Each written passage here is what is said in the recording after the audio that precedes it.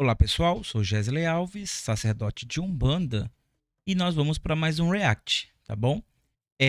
Bom, a gente está fazendo um cruzeiro, né, pelo canal do Ginga Candimba, que eu estou amando, é um angolano e ele traz à tona muita resolução de assuntos ocidentais com a cosmovisão dele, sendo um angolano, falante de quibundo, é muito importante para nós olharmos muito bem o que ele fala, e ele fala de uma forma assim incrível. Eu, sinceramente, eu estou amando este canal. Então, olha aqui na descrição, tem o link pro vídeo original. Então, clica lá, dá o like, comenta, se inscreve no canal dele, vai ser muito bacana fazer isso, tá bom? Ele responde os brasileiros, então é só perguntar as coisas para ele também. Esse vai ser o penúltimo que nós vamos fazer, não vou fazer só mais um por enquanto, que é muito importante também, o próximo que a gente vai falar, que é sobre os hebreus, mas esse aqui é muito, muito importante. Mas vamos continuar.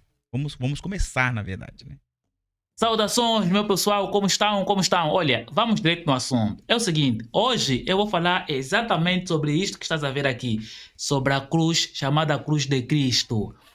A questão é, será mesmo que este mesmo é um símbolo da cruz de Cristo? Ou seja, é mesmo de Cristo mesmo?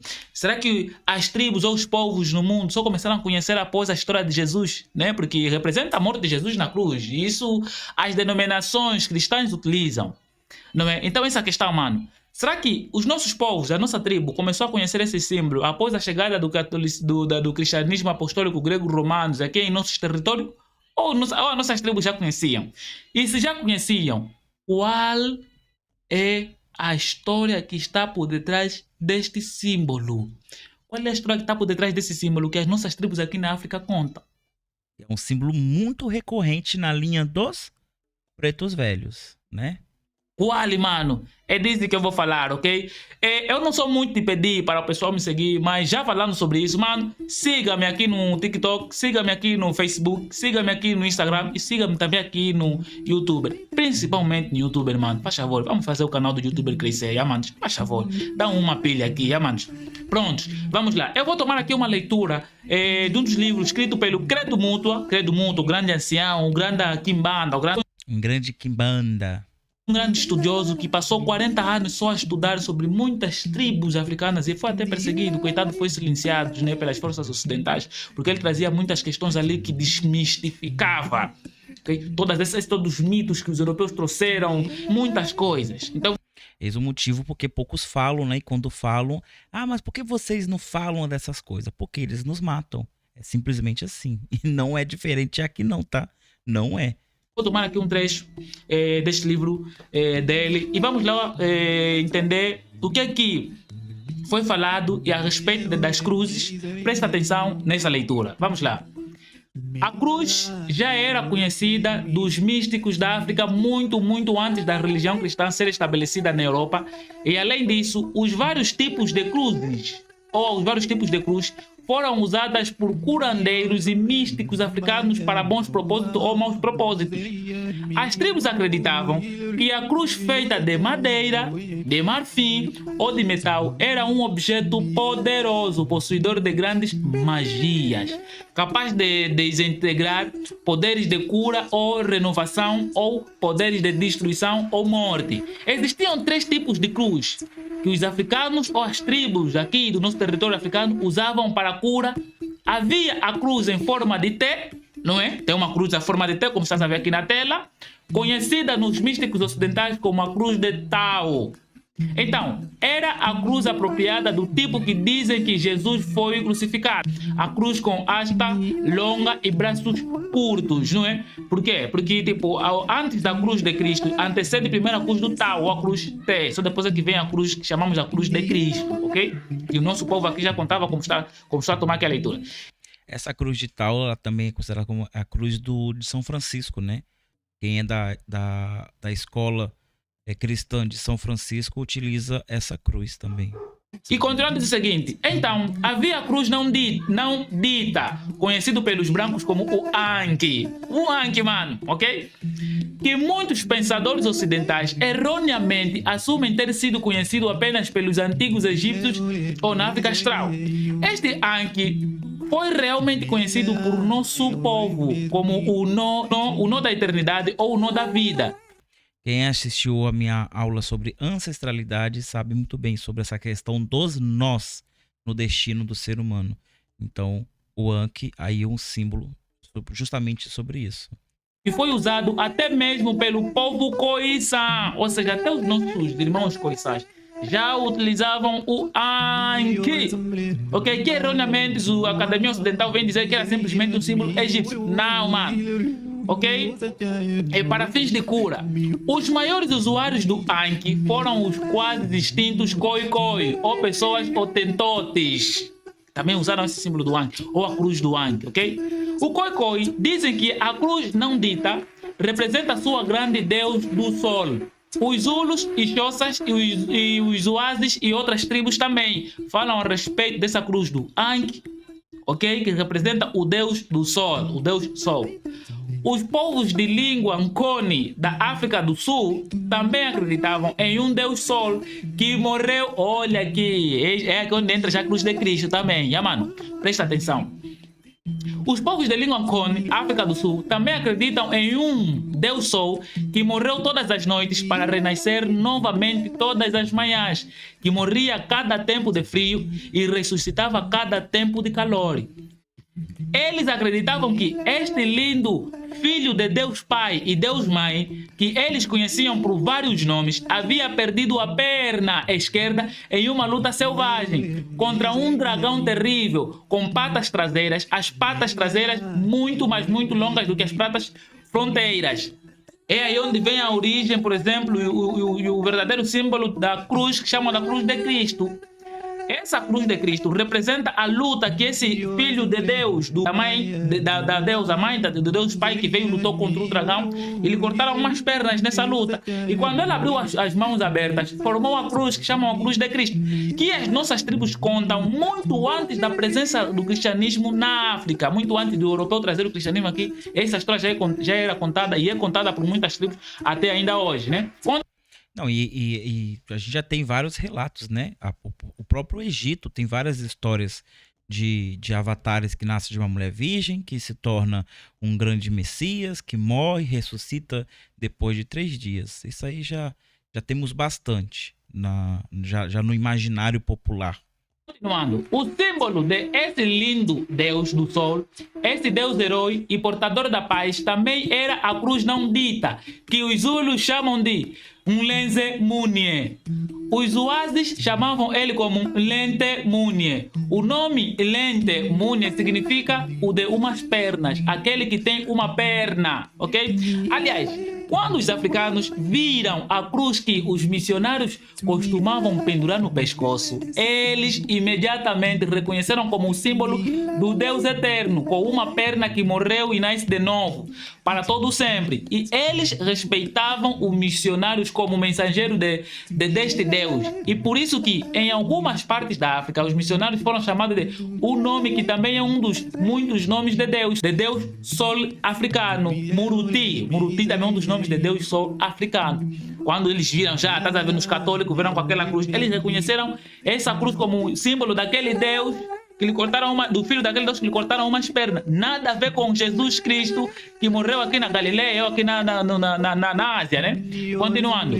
Nosso povo também acreditava no que chamavam de cruz perfeita, a mais poderosa cruz de todas. Esta cruz era uma cruz que tinha todas as suas 4 asas de exatamente o mesmo comprimento, a chamada cruz do tipo que os brancos chamam de cruz celta. Ou seja, até a própria cruz celta não foram os europeus que nos trouxeram, nosso povo já conhecia a cruz celta, manos? Ou chamada a cruz templária, ou dos templários. Essa cruz, ela simboliza a filosofia Banto, que é incrível, vou trazer isso numa outra aula, mas que fala de nascer, crescer, procriar, morrer, nascer, que seria renascer, crescer, procriar, e todo o ciclo da vida baseado nesse símbolo. Muito, muito incrível. Continuando. A cruz que muitas vezes é mencionada dentro de um círculo, com todas as suas asas com comprimento igual. Nosso povo usou esta cruz desenhando-a em suas muitas formas, curando algumas das doenças mais horríveis às quais o corpo é propenso. Antes de uma pessoa ser tratada de câncer, as ervas em pó seriam usadas nesse tratamento. Foram primeiros colocados em um pedaço de pano limpo, pele de gazela, a semelhança da cruz perfeita. Após colher, eles foram levados e colocados em uma panela de barro que havia sido abençoado várias vezes ao lado também dessa cruz perfeita. Então, essa cruz que eles disseram que é a cruz de Cristo não tem nada a ver com a cruz de Cristo. O que ele acabou de narrar ali, né? Para quem é acostumado a comprar minhas apostilas de magia, deve ter visto uma certa semelhança, que a gente sempre faz o encantamento da magia, seja magia ou feitiço, em cima de um ponto riscado, né? Eu sempre oriento buscar o ponto riscado, justamente por causa deste efeito que ele acabou de narrar. Ativar os elementos através do simbolismo e da bênção. Isso somado todas as coisas, né, que envolve a magia e o feitiço africano. Vamos voltar aqui. Perfeita. Então, essa cruz que eles disseram que é a cruz de Cristo não tem nada a ver com a cruz de Cristo. O nosso povo já conhecia as histórias de Deus que vieram aqui para morrer pela humanidade. Jesus não é a primeira história. Okay? Se você estudar nossa tribo, a nossa história, você vai perceber aonde é que estão a nos brincar. Ok? Então, essa cruz não é cruz de Cristo. Representa dentro da nossa tribo, das nossas histórias aqui na África, o filho do Deus Mãe, Deus Pai, que veio, lutou contra um dragão, ele cortaram umas pernas e ficou só com uma perna. Por isso é que estava com as mãos abertas. Essas mãos abertas, um peixe só, representa esses deuses de várias tribos que eu aqui acabei de citar. É por isso que eu falo assim, os reformistas que querem aproximar a Umbanda, a Macumba de África, mas não sabem o que tem que tirar, o que tem que colocar, acabam tirando símbolos que na verdade são nossos e colocando símbolos que pensam que são nossos, mas não são nossos. Orixás de resina não representa nada da África. O que acontece? Acaba jogando a água suja junto com o bebê. Você vê a cruz em ponto riscado, você vê a cruz no Congá, você vê a cruz na Casa das Almas, você vê a cruz no próprio Cruzeiro das Almas, você vê a cruz na tronqueira, você vê a cruz em fundamentos enterrado. Existe cruz o tempo todo, e não só esse tipo de cruz, todas as outras cruzes também são envolvidas ali nos fundamentos. Aí para justificar, o que se falava? É a cruz de Cristo. Mas por que estava naqueles fundamentos que são tão antigos para nós? Porque vieram com essas pessoas nos navios negreiros, nos tumbeiros. Eles preservaram, mesmo que não repassando essa simbologia, ali estava a simbologia esperando que um dia os seus descendentes redescobrissem o significado, que não estava nem ligado à ideia de um Cristo Jesus que ressuscitou, que morreu por eles, aquela coisa toda. Não tem nada a ver. Por isso que eu falo assim, vamos levar a Umbanda de volta, se aproximar da África, vamos. Mas vamos fazer da forma certa? Não vamos jogar o bebê junto com a água suja embora? Vamos buscar, vamos saber o porquê que as entidades estão preservando tanto esse símbolo. Porque de todas as entidades, só duas eu vejo preservar esse símbolo, que é Exu e os pretos velhos, principalmente os Exus ligados às almas, né? Os compadres ligados às almas. E os pretos velhos. Porque tanto os Exus quanto os pretos velhos têm uma grande ascendência africana. Ou foram africanos escravizados que morreram aqui, ou foram descendentes deles. E preservam esse símbolo. Preservam com muito afinco. Aqui em casa eu já falei isso várias vezes nos reacts. O que acontece? Os pretos velhos aqui em casa, seja de pessoas que já passaram pelo meu curso ou não, ou seja, não tem a influência do meu viés de mundo, o que acontece com os pretos velhos? Quando eles ganham rosário, a primeira coisa que eles pedem para fazer é tirar a imagem de Cristo, para ficar somente a cruz. Por que esse preto velho, que na mente do médium não tem esse viés, que eu ainda não consegui levar esse viés para ele, esse preto velho, ele manda tirar. E é unânime, tá? Não tem um que deixa, é unânime. Porque a imagem de Cristo na cruz não pertence. Ele quer a simbologia da cruz. Eu queria muito, muito, muito fazer um resgate desses símbolos dentro dos pontos riscados, porque eu tenho, primeiro que eu tenho muito medo de alguém lançar um livro primeiro, porque quem lança o livro primeiro geralmente tem a autoridade maior sobre o assunto e acaba que quem vem depois tem que justificar muita coisa. E segundo, trazer essa leitura da simbologia que nós vemos na Umbanda descolonial. Tirar a colônia, tirar esse pensamento colonial dos símbolos e a gente poder ver o símbolo como ele realmente é. Como já falei no outro react sobre ponto riscado, nós temos que parar com essa síndrome de vira-lata. Não é porque nós usamos uma coisa e está dentro de um fenômeno de sincretismo que aquela coisa realmente pertence àquele povo. Pertence a nós, a origem, nós temos que saber a origem das coisas. Muita gente fala assim, muitos umbandistas que acham que evolução é uma coisa que cai do céu. Ele vai evoluir por osmose, sem estudar. O umbandista tem que estudar. Ele fala assim, mas eu não quero saber a origem das coisas. Por que a origem das coisas te incomoda? Tem que ter um problema com você, meu irmão. Se você quer evolução, você tem que desenvolver. Desenvolvimento requer informação. A informação tem que ser posta em prática para haver mudança. Como é que você quer evoluir sem mudar? Eu não estou entendendo. A não ser que você queira evoluir de estado material para espiritual, ou seja, morrer. É a única forma de evoluir sem mudar o seu pensamento. Tem que mudar. E se mudar descolonizando, poxa, vai ser maravilhoso. Então, assim, qual é o que me impede de fazer esse livro baseado nessa tradição que eu sempre falo aqui, da minha família, é Umbanda pé no chão, tal. Simplesmente tempo. Eu não tenho esse tempo, eu não tenho essa dedicação para poder fazer, porque no mínimo levaria uns 10 anos para escrever tudo, para publicar, tem que desenhar na mão, tem que estar ali olhando, então tudo isso requer um grande recurso. Eu adoraria fazer da melhor forma possível para vocês, mas infelizmente não vai dar. E eu espero morrer sem levar isso para o túmulo. Eu não aceito morrer sem expor isso para o mundo. Então fica aqui a minha missão para o futuro, fazer esse livro. E não fazer esses livros, né? Que eu imagino que vai ser pelo menos uns 3 para 5 livros, porque não é fácil. Ponto riscado não é intuição. Ponto riscado é uma linguagem preservada desde a África até aqui pelos nossos ancestrais que foram escravizados.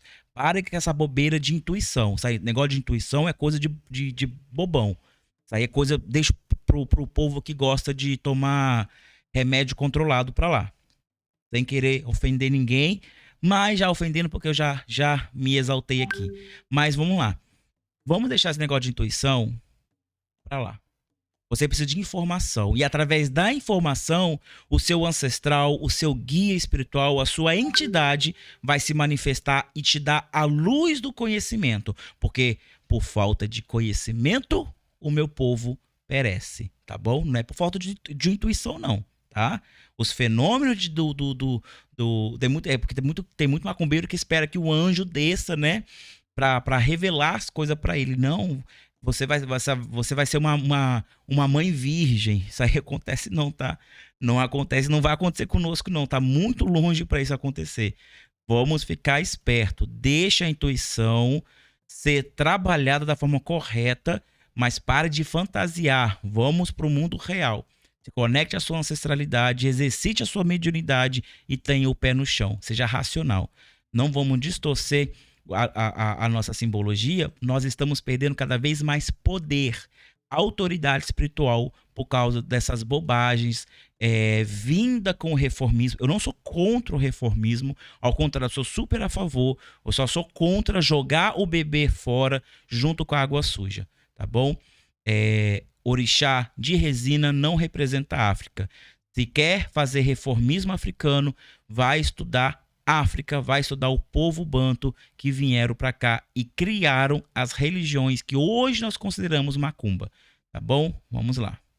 Ok, mano? Então é muito importante que a gente conte a história da nossa versão do nosso povo. Porque se nós pararmos sempre esperar que os outros contem tudo sobre nós, tudo sobre os símbolos, vamos nos tornar refém da história deles. E vamos pensar que eles estão a trazer uma história nova, uma história absoluta, como se o nosso povo não sabia, mano. Nós sabíamos de muita coisa ligada a símbolos, simbologia, arquétipos, sobre deuses, sobre santos, sobre mulheres virgens que ficavam grávidas e tal. Nós temos dessa história. Jesus não é a única história que mulher engravidou por Espírito Santo, mano. Temos muitas dessas histórias aqui em África. Ok, manos? Muito obrigado por me acompanharem até aqui. Tamo juntos, até já. Quando a gente fala que África foi o berço da humanidade, a pessoa pensa que não, Adão e Eva nasceu lá e foi andando para a Europa. Só quando ele chegou na Europa, na Ásia, que realmente foi se fecundar ali e criar as coisas. Gente, saindo da mitologia de Adão e Eva, as coisas se iniciaram em África. O povo banto é um dos povos mais antigos da civilização humana. O conhecimento deles abrange até 20 mil anos atrás. Isso é até um pouco mais do que os próprios povos egípcios. Os próprios egípcios, os Quêmides, eles dominaram a África, a Ásia e boa parte ali da Europa durante muito tempo. Depois, com o Império Romano, veio primeiro o Alexandre o Grande, né, dominou tudo.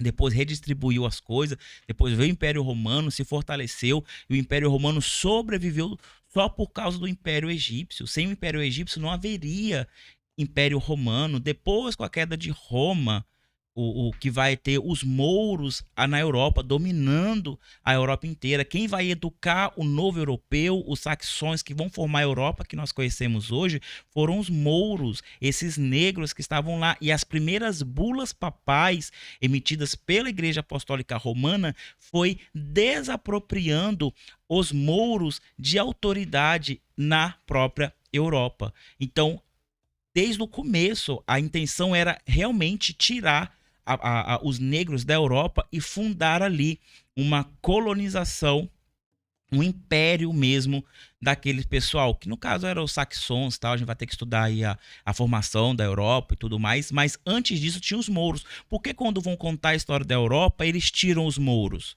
Mas não é invenção da minha cabeça não, é só lá olhar as bulas papais.